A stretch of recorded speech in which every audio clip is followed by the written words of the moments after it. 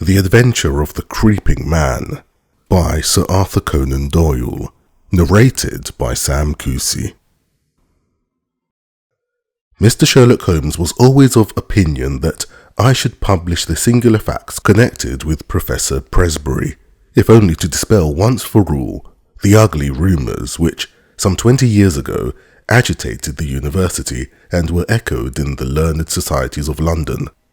There were, however, certain obstacles in the way, and the true history of this curious case remained entombed in the tin box which contained so many records of my friend's adventures. Now we have at last obtained permission to ventilate the facts which formed one of the very last cases handled by Holmes before his retirement from practice. Even now, a certain reticence and discretion have to be observed in laying the matter before the public.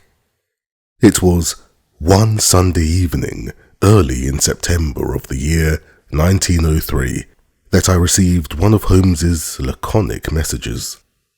"Come at once if convenient. If convenient, come all the same. S.H." The relations between us in those latter days were peculiar. He was a man of habits, narrow and concentrated habits, and I had become one of them. As an institution, I was like the violin, the shag tobacco, the old black pipe, the index books, and others perhaps less excusable. When it was a case of active work, and a comrade was needed upon whose nerve he could place some reliance, my role was obvious. But apart from this, I had uses. I was a whetstone for his mind. I stimulated him. He liked to think aloud in my presence. His remarks could hardly be said to be made to me. Many of them would have been as appropriately addressed to his bedstead, but nonetheless, having formed the habit, it had become in some way helpful that I should register and interject. If I irritated him by a certain methodical slowness in my mentality, that irritation served only to make his own flame-like intuitions and impressions flash up the more vividly and swiftly. Such was my humble role in our alliance. When I arrived at Baker Street, I found him huddled up in his armchair, with updrawn knees, his pipe in his mouth, and his brow furrowed with thought. It was clear that he was in the throes of some vexatious problem. With a wave of his hand, he indicated my old armchair, but otherwise, for half an hour, he gave no sign that he was aware of my presence. Then, with a start, he seemed to come from his reverie, and with his usual whimsical smile, he greeted me back to what had once been my home. "You will excuse a certain abstraction of mind, my dear Watson," said he.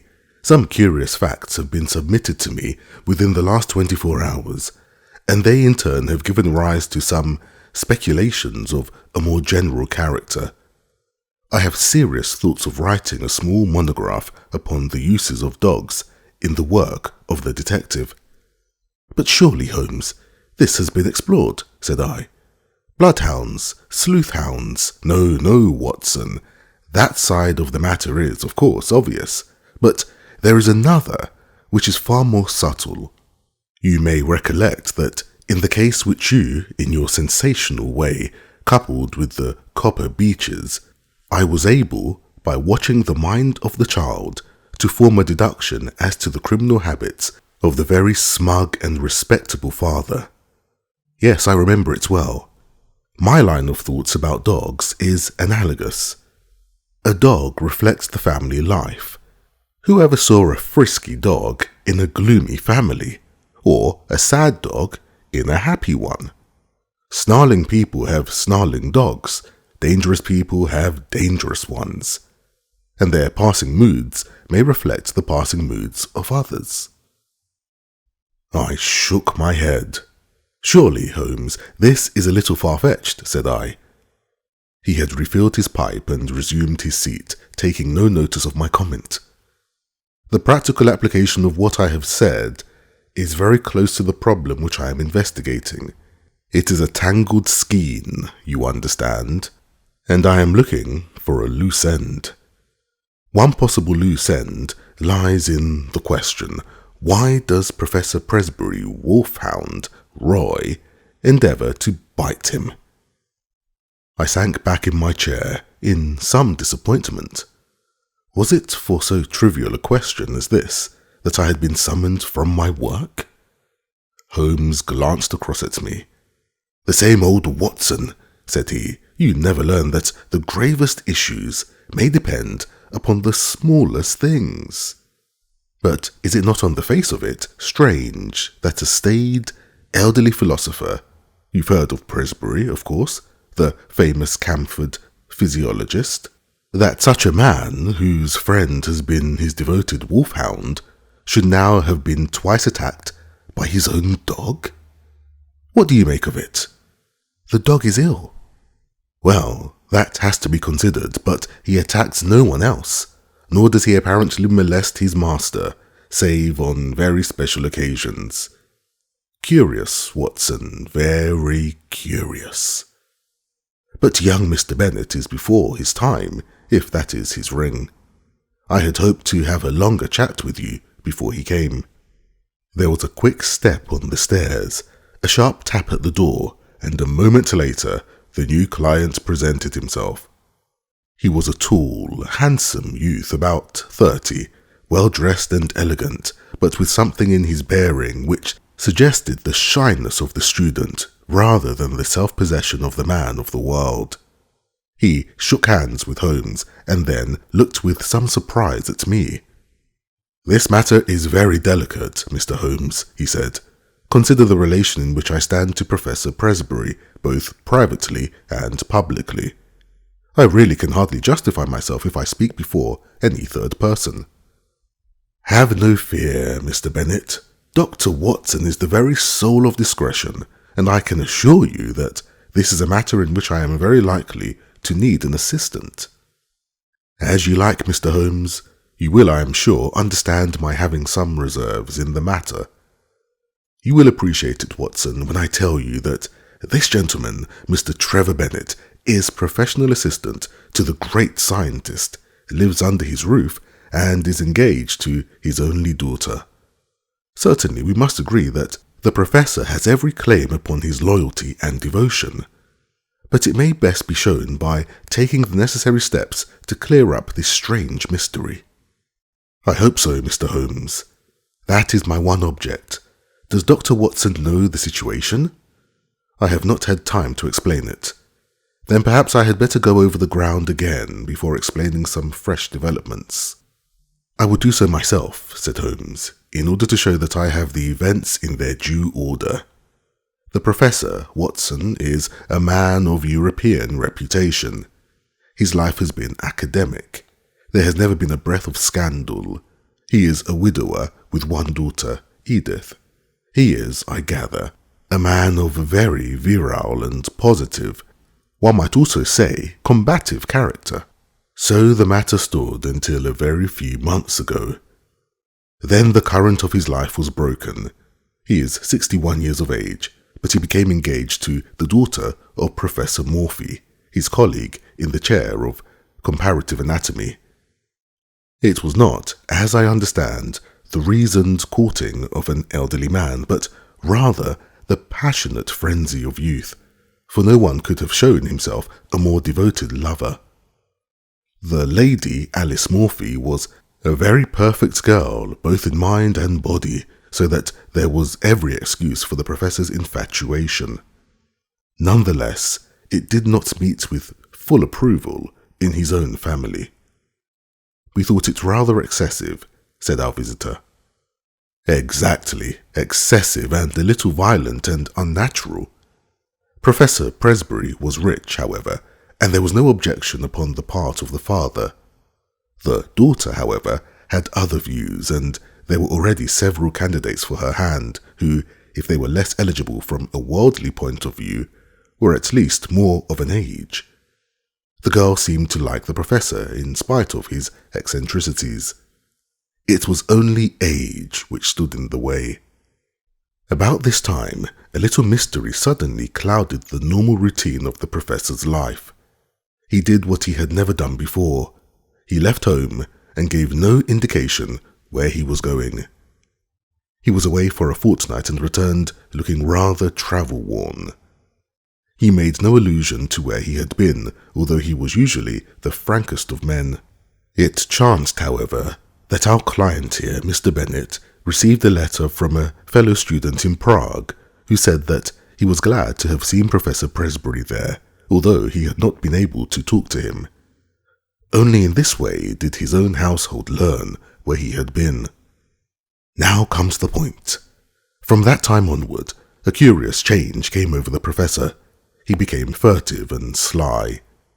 Those around him had always the feeling that he was not the man that they had known, but that he was under some shadow which had darkened his higher qualities. His intellect was not affected. His lectures were as brilliant as ever. But always there was something new, something sinister and unexpected. His daughter, who was devoted to him, tried again and again to resume the old relations and to penetrate this mask which her father seemed to have put on. You, sir, as I understand, did the same, but all was in vain. And now, Mr. Bennett, tell in your own words the incident of the letters. You must understand, Dr. Watson, that the professor had no secrets from me. If I were his son or his younger brother, I could not have more completely enjoyed his confidence. As his secretary, I handled every paper which came to him, and I opened and subdivided his letters. Shortly after his return, all this was changed. He told me that certain letters might come to him from London, which would be marked by a cross under the stamp. These were to be set aside for his own eyes only.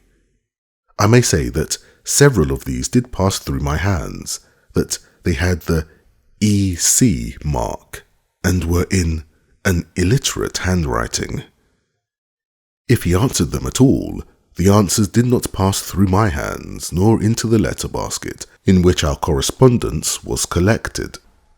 "And the box," said Holmes. "Ah, yes, the box." The professor brought back a little wooden box from his travels. It was the one thing which suggested a continental tour, for it was one of those quaint, carved things which one associates with Germany. This he placed in his instrument cupboard. One day, in looking for a cannula, I took up the box. To my surprise, he was very angry and reproved me in words which were quite savage for my curiosity. It was the first time such a thing had happened, and I was deeply hurt. I endeavoured to explain that it was a mere accident that I had touched the box, but all the evening I was conscious that he looked at me harshly, and that the incident was rankling in his mind. Mr. Bennett drew a little diary book from his pocket. "That was on July 2nd, said he. "You are certainly an admirable witness," said Holmes. "I may need some of these dates which you have noted." I learned method, among other things, from my great teacher. From the time that I observed abnormality in his behaviour, I felt that it was my duty to study his case. Thus I have it here that it was on that very day, July 2nd, that Roy attacked the professor as he came from his study into the hall. Again, on July 11th, there was a scene of the same sort. And then I have a note of yet another upon July 20th. After that, we had to banish Roy to the stables. He was a dear, affectionate animal, but I fear I weary you. Mr. Bennett spoke in a tone of reproach, for it was very clear that Holmes was not listening. His face was rigid, and his eyes gazed abstractedly at the ceiling. With an effort he recovered himself. "Singular, most singular," he murmured. "These details were new to me, Mr. Bennett. I think we have now fairly gone over the old ground, have we not? But you spoke of some fresh developments." The pleasant, open face of our visitor clouded over, shadowed by some grim remembrance. "What I speak of occurred the night before last," said he. "I was lying awake about 2 in the morning, when I was aware of a dull, muffled sound coming from the passage. I opened my door and peeped out. I should explain that the Professor sleeps at the end of the passage. The date being, asked Holmes. Our visitor was clearly annoyed at so irrelevant an interruption. I have said, sir, that it was the night before last. That is, September 4th. Holmes nodded and smiled. Pray continue, said he. He sleeps at the end of the passage and would have had to pass my door in order to reach the staircase. It was a really terrifying experience, Mr. Holmes. I think that I am as strong-nerved as my neighbours, but I was shaken by what I saw. The passage was dark, save that one window halfway along it threw a patch of light. I could see that something was coming along the passage, something dark and crouching. Then suddenly it emerged into the light, and I saw that it was he. He was crawling, Mr. Holmes, crawling. It was not quite on his hands and knees. I should rather say on his hands and feet, with his face sunk between his hands. Yet he seemed to move with ease. I was so paralyzed by the sight of it that it was not until he had reached my door that I was able to step forward and ask if I could assist him. His answer was extraordinary. He sprang up, spat out some atrocious word at me, and hurried on past me and down the staircase. I waited about for an hour, but he did not come back. It must have been daylight before he regained his room. Well, Watson, what make you of that? Asked Holmes, with the air of the pathologist who presents a rare specimen. Lumbago, possibly.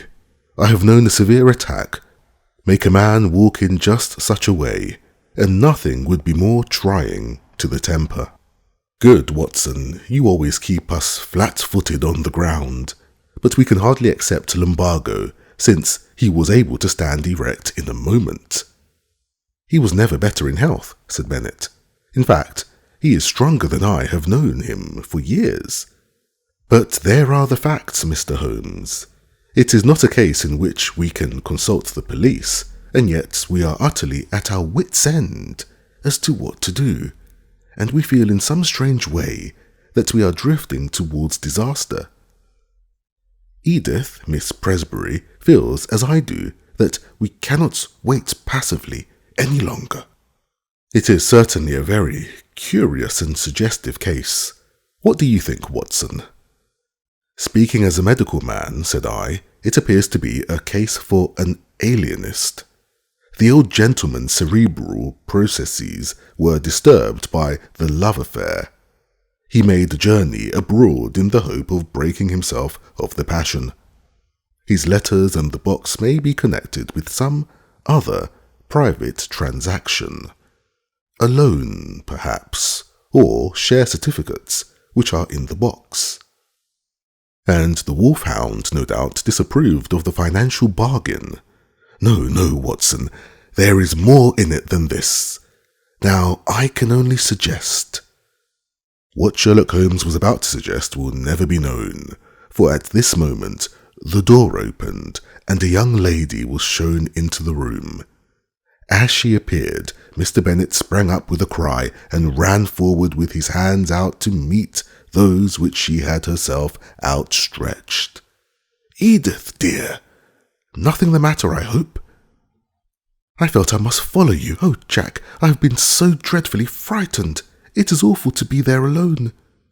Mr. Holmes, this is the young lady I spoke of. This is my fiancée.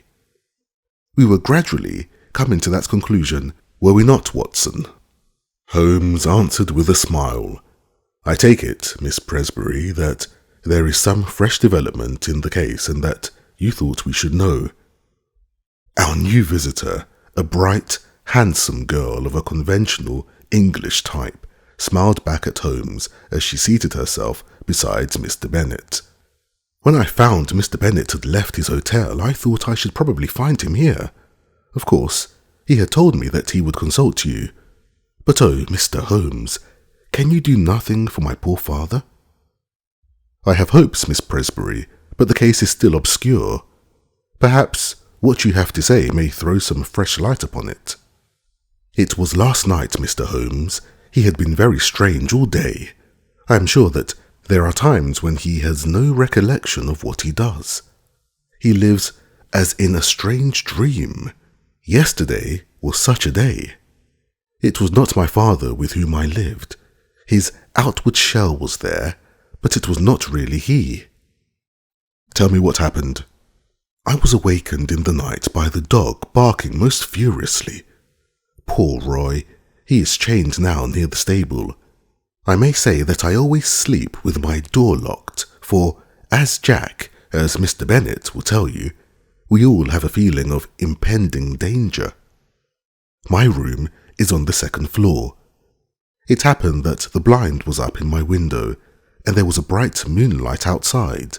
As I lay with my eyes fixed upon the square of light, listening to the frenzied barkings of the dog, I was amazed to see my father's face looking in at me.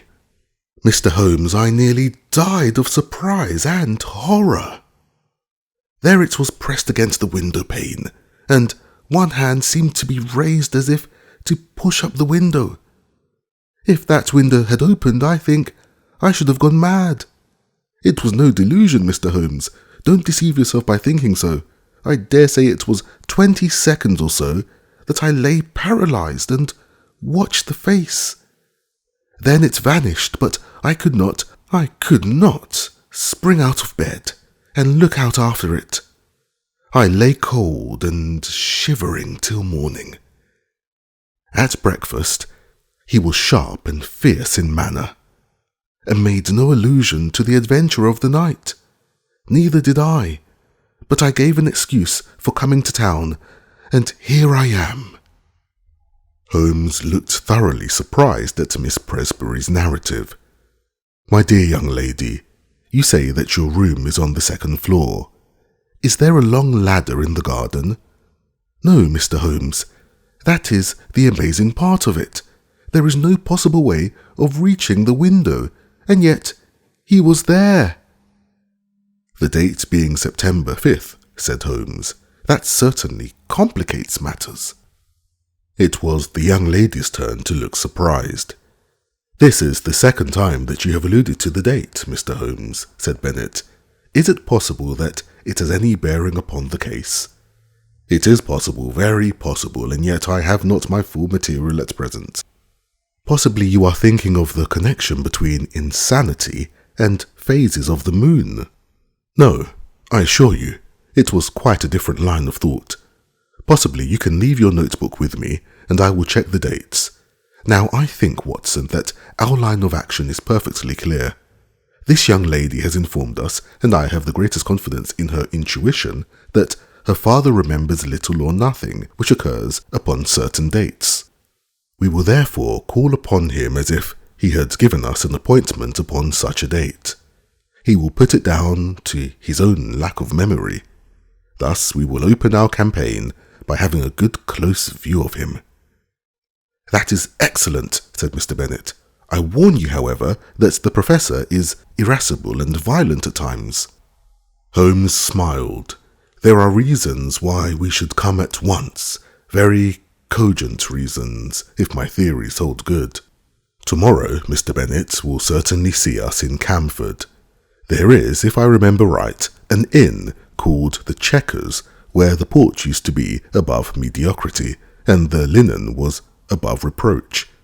I think, Watson, that our lot for the next few days might lie in less pleasant places."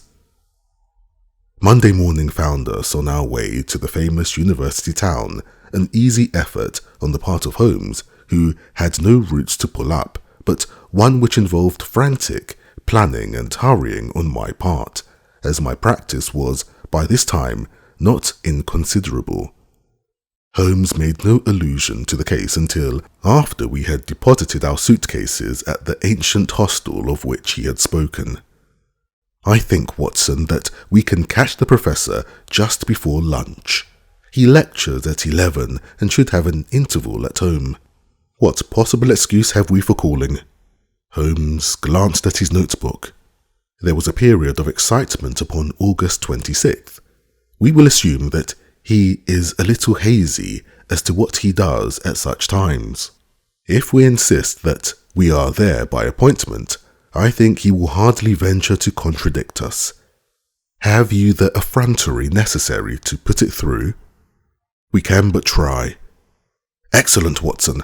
Compound of the Buzzy Bee and Excelsior. We can but try, the motto of the firm. A friendly native will surely guide us. Such a one on the back of a smart hansom swept us past a row of ancient colleges and finally, turning into a tree-lined drive, pulled up at the door of a charming house, girt round with lawns and covered with purple wisteria. Professor Presbury was certainly surrounded with every sign, not only of comfort, but of luxury.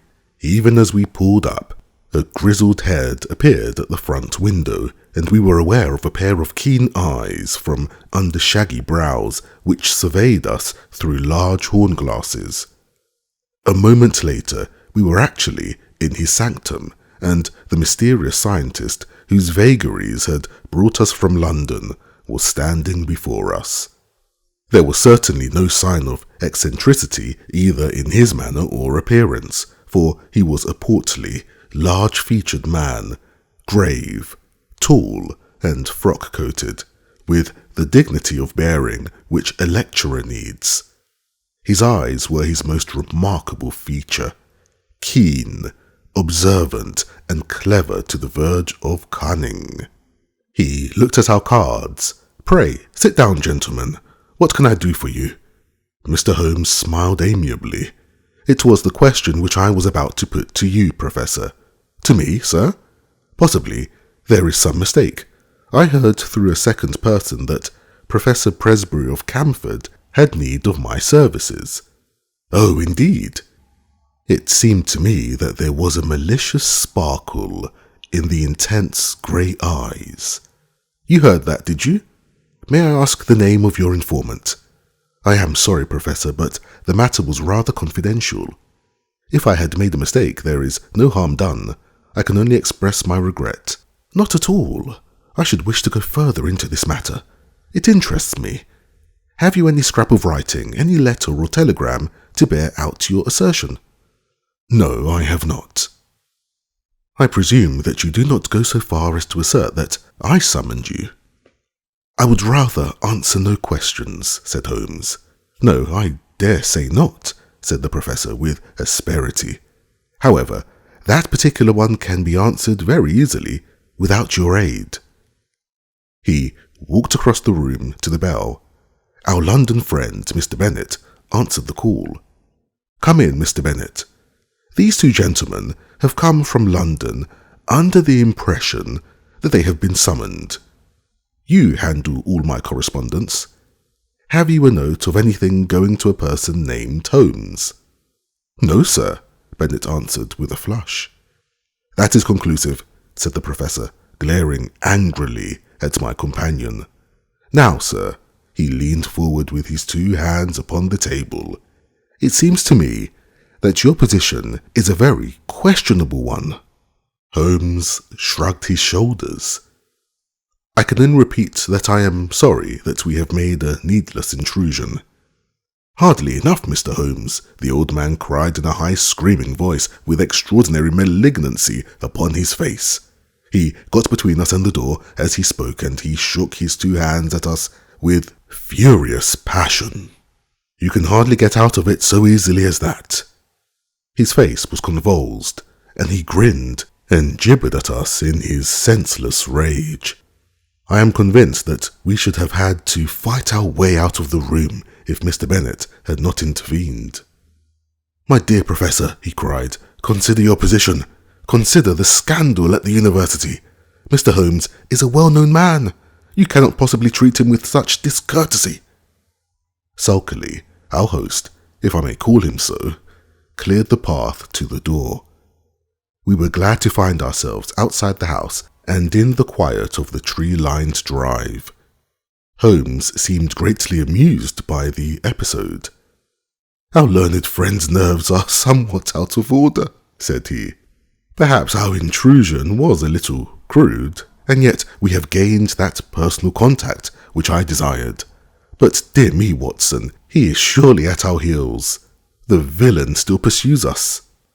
There were the sounds of running feet behind, but it was to my relief not the formidable professor, but his assistant who appeared round the curve of his drive. He came panting up to us. "I am so sorry, Mr. Holmes. I wish to apologize." "My dear sir, there is no need. It is all in the way of professional experience. I have never seen him in a more dangerous mood, but he grows more sinister. You can understand now why his daughter and I are alarmed. And yet his mind is perfectly clear." "Too clear," said Holmes. "That was my miscalculation. It is evident that his memory is much more reliable than I had thought. By the way, can we, before we go, see the window of Miss Presbury's room?" Mr. Bennett pushed his way through some shrubs, and we had a view of the side of the house. "It is there, the second on the left. Dear me, it seems hardly accessible, and yet you will observe that there is a creeper below and a water pipe above which gives some foothold." "I could not climb it myself," said Mr. Bennett. "Very likely it would certainly be a dangerous exploit for any normal man." "There was one other thing I wish to tell you, Mr. Holmes. I have the address of the man in London to whom the professor writes. He seems to have written this morning, and I got it from his blotting paper. It is an ignoble position for a trusted secretary, but what else can I do?" Holmes glanced at the paper and put it into his pocket. "Dorak, a curious name. Slavonic, I imagine. Well, it is an important link in the chain. We return to London this afternoon, Mr. Bennett. I see no good purpose to be served by our remaining. We cannot arrest the professor because he has done no crime, nor can we place him under constraint, for he cannot be proved to be mad. No action is as yet possible. Then, what on earth are we to do?" "A little patience, Mr. Bennett. Things will soon develop. Unless I am mistaken, next Tuesday may mark a crisis. Certainly, we shall be in Camford on that day. Meanwhile, the general position is undeniably unpleasant, and if Miss Presbury can prolong her visit, that is easy. Then let her stay till we can assure her that all danger is past. Meanwhile, let him have his way, and do not cross him. So long as he is in a good humour, all is well." "There he is," said Bennett in a startled whisper. Looking between the branches, we saw the tall, erect figure emerge from the hall door and look around him. He stood leaning forward, his hands swinging straight before him, his head turning from side to side. The secretary, with a last wave, slipped off among the trees, and we saw him presently rejoin his employer, the two entering the house together in what seemed to be an animated and even excited conversation. "I expect the old gentleman has been putting two and two together," said Holmes as we walked hotelward. "He struck me as having a particularly clear and logical brain from the little I saw of him. Explosive, no doubt, but then, from his point of view, he has something to explode about if detectives are put on his track, and he suspects his own household of doing it. I rather fancy that friend Bennett is in for an uncomfortable time." Holmes stopped at a post office and sent off a telegram on our way. The answer reached us in the evening, and he tossed it across to me. "Have visited the Commercial Road and seen Dorak. Suave person, bohemian, elderly, keeps large general store. Mercer." "Mercer is since your time," said Holmes. "He is my general utility man who looks up routine business. It was important to know something of the man with whom our professor was so secretly corresponding. His nationality connects up with the Prague visit." "Thank goodness that something connects with something," said I. "At present we seem to be faced by a long series of inexplicable incidents with no bearing upon each other. For example, what possible connection can there be between an angry wolfhound and a visit to Bohemia, or either of them with a man crawling down a passage at night? As to your dates, that is the biggest mystification of all. Holmes smiled and rubbed his hands. We were, I might say, seated in the old sitting room of the ancient hotel, with a bottle of the famous vintage of which Holmes had spoken on the table between us. "Well now, let us take the dates first," said he, his fingertips together and his manner as if he were addressing a class. This excellent young man's diary shows that there was trouble upon July 2nd, and from then onward it seems to have been at 9-day intervals with, so far as I remember, only one exception. Thus, the last outbreak upon Friday was on September 3rd, which also falls into the series, as did August 26th, which preceded it. The thing is beyond coincidence. I was forced to agree. Let us then form the provisional theory that every 9 days the Professor takes some strong drug which has a passing but highly poisonous effect. His naturally violent nature is intensified by it. He learned to take this drug while he was in Prague, and is now supplied with it by a Bohemian intermediary in London. This all hangs together, Watson. But the dog, the face at the window, the creeping man in the passage. Well, we have made a beginning. I should not expect any fresh developments until next Tuesday. In the meantime, we can only keep in touch with friend Bennett and enjoy the amenities of this charming town. In the morning, Mr. Bennett slipped round to bring us the latest report. As Holmes had imagined, times had not been easy with him. Without exactly accusing him of being responsible for our presence, the Professor had been very rough and rude in his speech, and evidently felt some strong grievance. This morning he was quite himself again, however, and had delivered his usual brilliant lecture to a crowded class.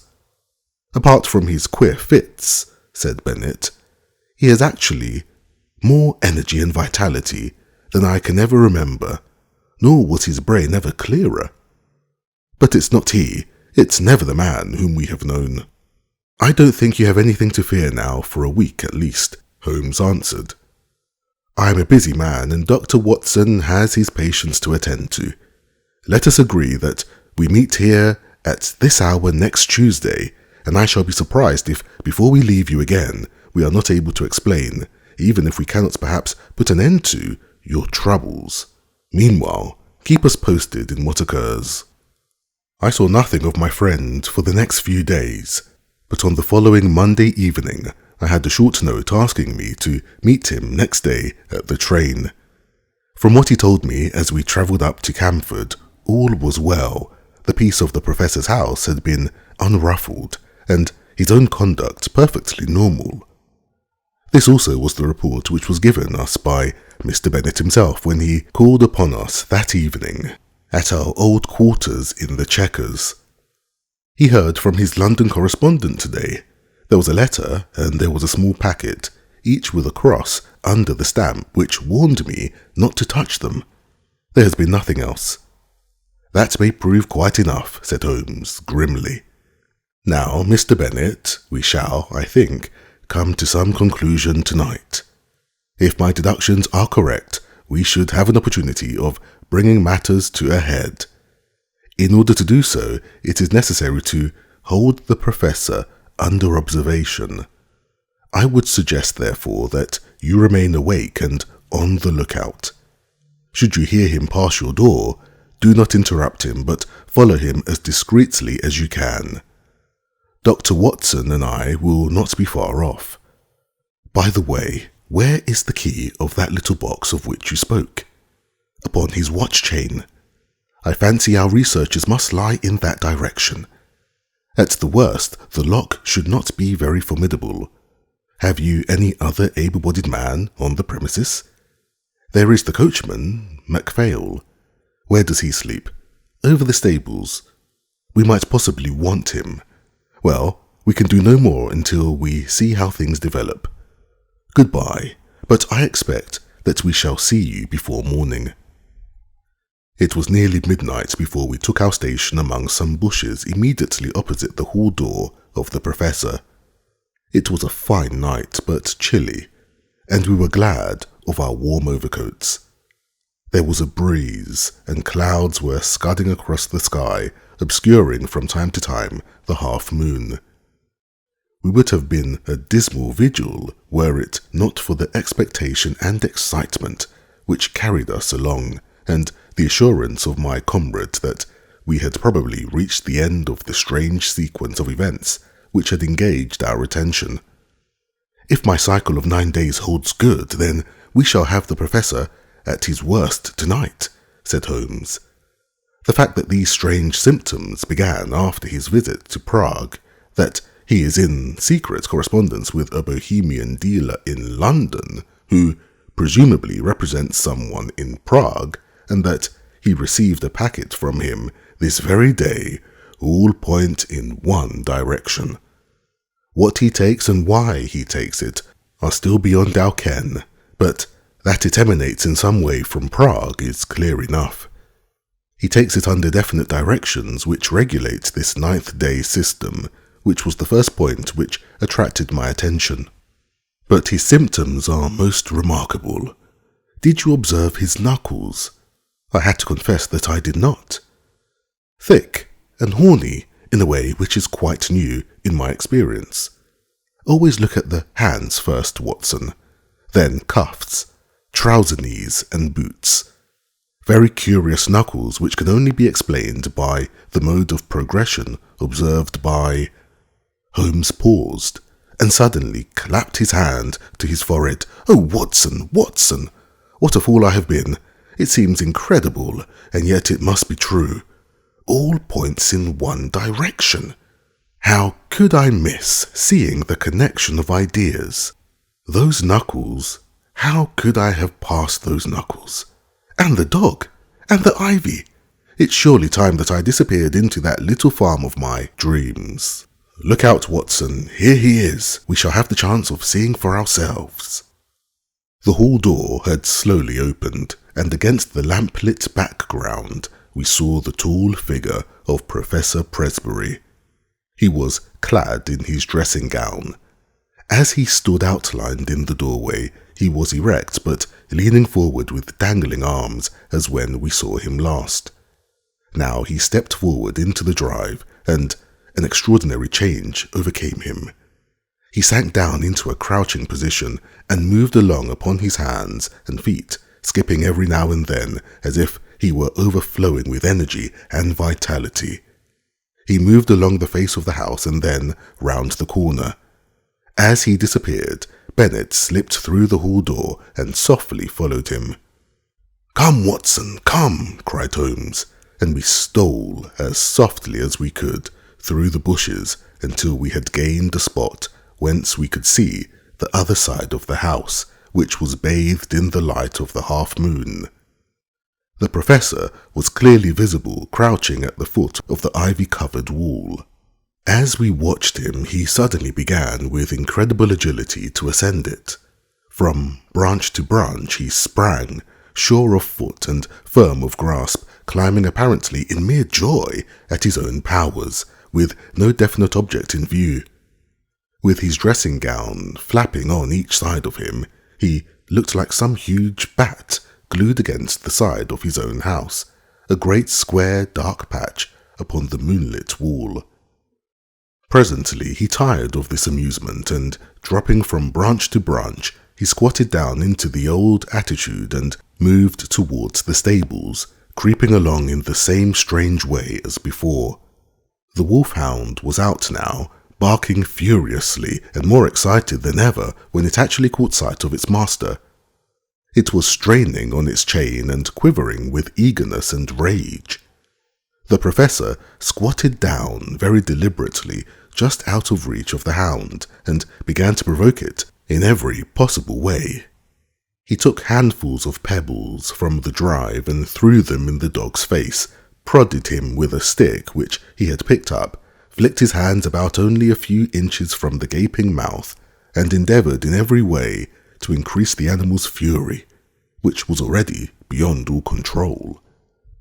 In all our adventures, I do not know that I have ever seen a more strange sight than this impassive and still dignified figure, crouching frog-like upon the ground and goading to a wilder exhibition of passion the maddened hound, which ramped and raged in front of him by all manner of ingenious and calculated cruelty. And then, in a moment, it happened. It was not the chain that broke, but it was the collar that slipped, for it had been made for a thick-necked Newfoundland. We heard the rattle of falling metal, and the next instant, dog and man were rolling on the ground together, the one roaring in rage, the other screaming in a strange, shrill falsetto of terror. It was a very narrow thing for the Professor's life. The savage creature had him fairly by the throat. Its fangs had bitten deep, and he was senseless before we could reach them and drag the two apart. It might have been a dangerous task for us, but Bennett's voice and presence brought the great wolfhound instantly to reason. The uproar had brought the sleepy and astonished coachman from his room above the stables. "I'm not surprised," said he, shaking his head. "I've seen him at it before. I knew the dog would get him sooner or later." The hound was secured, and together we carried the Professor up to his room, where Bennett, who had a medical degree, helped me to dress his torn throat. The sharp teeth had passed dangerously near the carotid artery, and the hemorrhage was serious. In half an hour the danger was past. I had given the patient an injection of morphia, and he had sunk into deep sleep. Then, and only then, were we able to look at each other and to take stock of the situation. "I think a first-class surgeon should see him," said I. "For God's sake, no," cried Bennett. "At present, the scandal is confined to our own household. It is safe with us.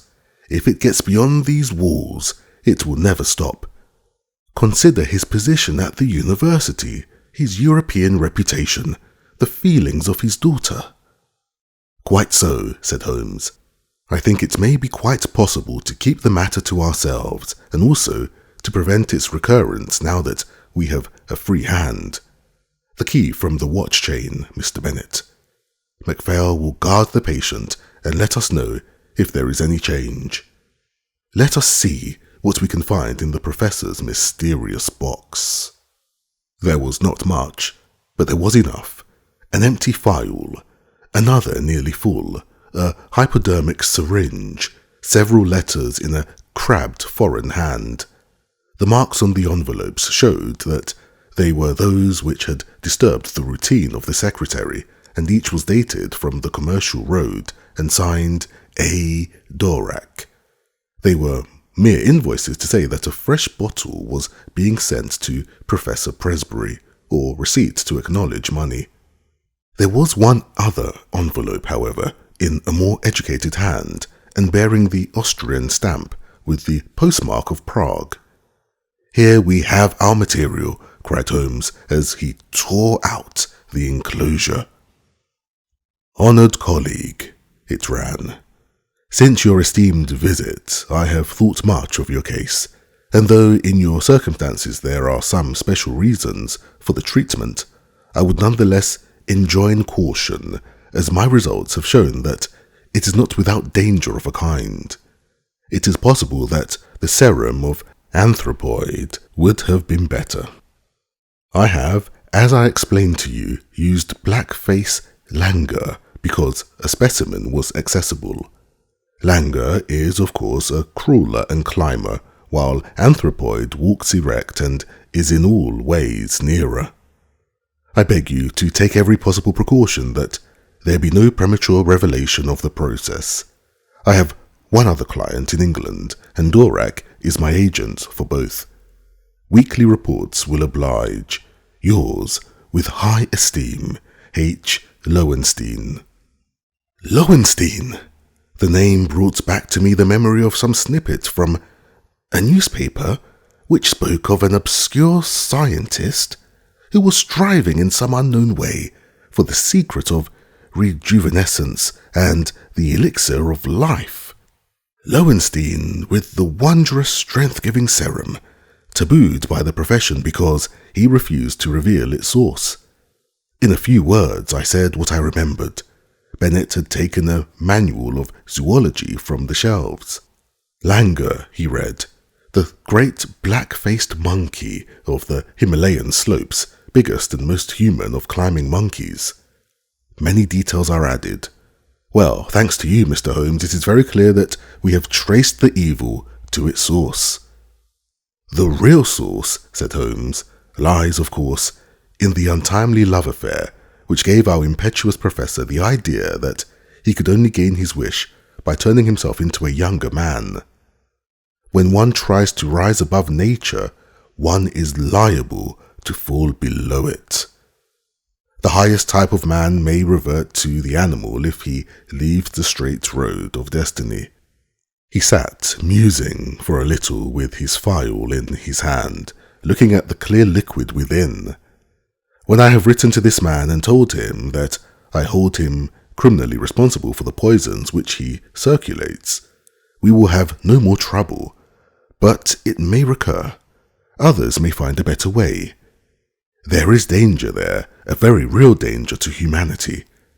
Consider, Watson, that the material, the sensual, the worldly would all prolong their worthless lives. The spiritual would not avoid the call to something higher. It would be the survival of the least fit. What sort of cesspool may our poor world become? Suddenly the dreamer disappeared, and Holmes, the man of action, sprang from his chair. I think there is nothing more to be said, Mr. Bennett. The various incidents will now fit themselves easily into the general scheme. The dog, of course, was aware of the change far more quickly than you. His smell would ensure that. It was the monkey, not the professor, whom Roy attacked, just as it was the monkey who teased Roy. Climbing was a joy to the creature, and it was a mere chance, I take it, that the pastime brought him to the young lady's window. There is an early train to town, Watson, but I think we shall just have time for a cup of tea at the Chequers before we catch it.